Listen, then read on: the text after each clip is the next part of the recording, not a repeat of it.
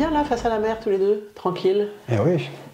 Pendant qu'on est là, que je peux te poser des questions par rapport à l'épilepsie de Luc, Eh ben oui, vas-y. si ça t'embête pas. La crise d'épilepsie, c'est un orage dans le cerveau.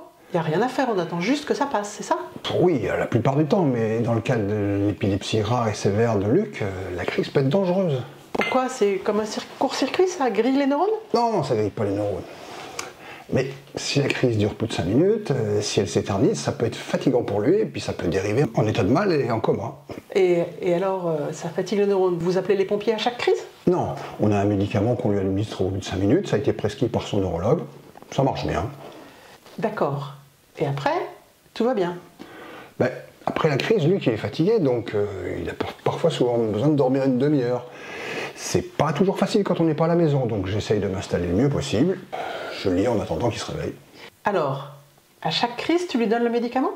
Non, ça dépend des fois. Mais à chaque fois, il faut que je m'arrête immédiatement sur ce que je fais, et je ne sais pas si ça va être une grosse crise ou une petite crise qui va céder toute seule. Il a beaucoup de crises, hein, tu sais, même la nuit quand il dort. Et alors, toi, tu dors pas?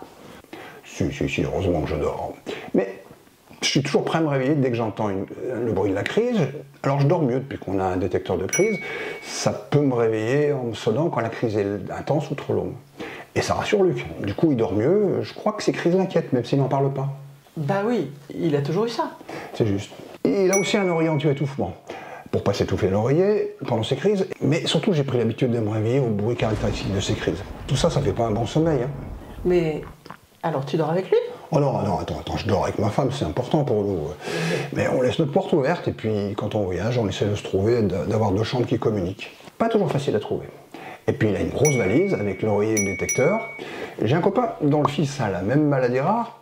Il voyage toujours en camping-car, c'est beaucoup plus simple pour eux.